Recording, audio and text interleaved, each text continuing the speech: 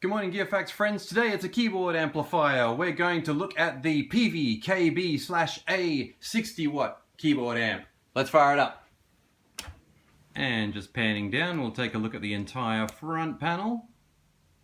And panning up on the back, you can see that we've got a headphone socket there over on the right hand side. And right here we've got a switch between 240 and 110 volts.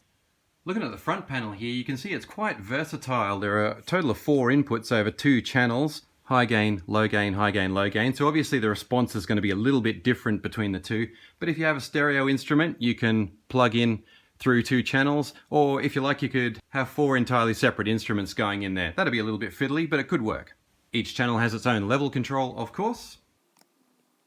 Now, depending on what kind of effects system that you have, you might be able to use a send return on a single cable there. It'll be a stereo cable and it'll provide both send and return of whatever goes into the amp and bring back the affected signal. Over here we've got a 4-band EQ with a low mid. That's a nice little addition that you don't normally see on amplifiers. And these dials are just beautiful to turn. Lots of resistance. This might be a more familiar effects routing system for some users. A simple out and in. Mono out to your effects pedal or any other kind of effects unit. Mono back in, and the job's done.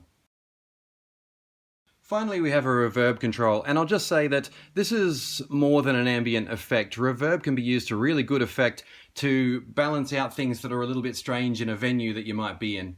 If you listen carefully, reverb can sometimes counteract some unpleasant reflections in the acoustics of your environment. But on the subject of this particular reverb effect in this particular amp, it's a tank reverb, so you're listening to genuine spring reverberation. And it's just lovely.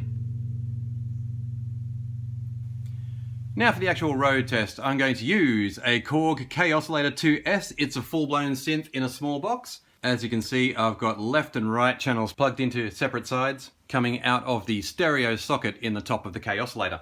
I forgot to mention before too, I've got the option of boosting the signal by 12 decibels as well, but this is a self-powered instrument, so there's no need to do that. I'll just give you a moment to put your hand on the volume control because some of these sounds are going to come through quite loud. I've got the amp set at 2, all the equalization is at center, and no reverb at the moment, so we're going to hear this amp in its very natural state.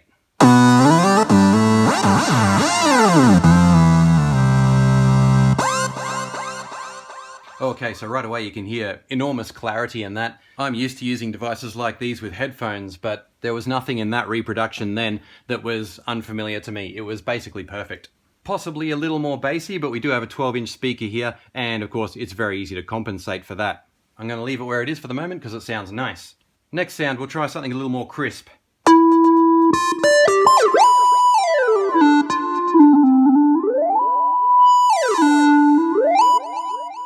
And again, delays are disappearing with beautiful clarity. There's absolutely no noise creeping through. It's like we've got a massive studio monitor here. Okay, let's try a distorted signal now and see how it comes through. This is distortion bass.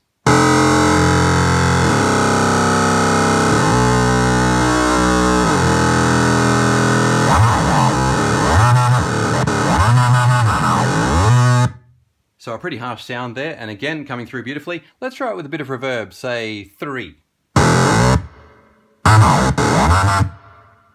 Nice and soft. 5.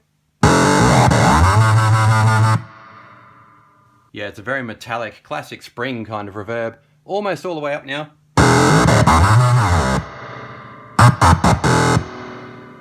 And right at the top.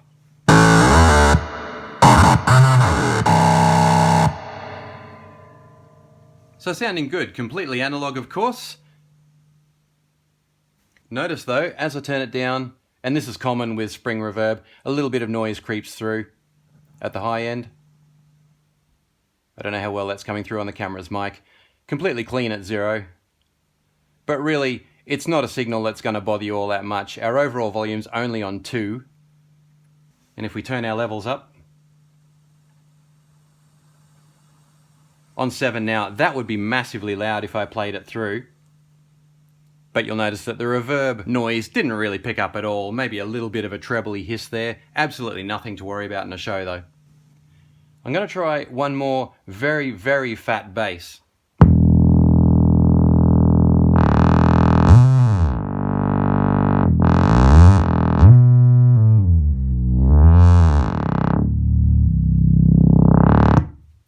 that one really tests the frequencies. No distortion, no unwanted artifacts, that's just coming through perfectly. The last thing I want to show you guys is a beat, and I'm going to choose hip hop number 1 because there's a lot of very deep bass and a lot of very pointed trebly components in hip hop beats.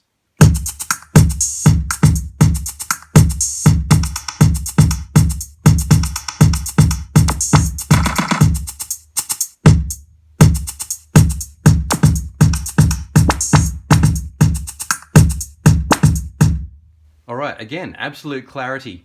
I'm actually going to give you one more hip hop beat, and this time I'm going to talk as I turn up the level so you can hear how quickly it drowns out my voice. Testing, testing, testing, testing, testing, testing, testing.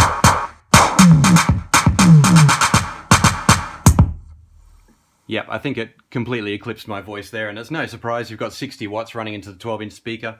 I think I sensed a tiny bit of distortion in the low end there, but then that might be the actual timbre of the sound, because this is literally the first time I've heard it out loud through a 12-inch speaker, and there may be a gritty edge there that I didn't pick up on my headphones. And I know a lot of you will say, well, surely you would have heard it on your headphones if you can hear it through the speaker, but we just listened to some very heavy bass noises and we didn't hear any distortion at all.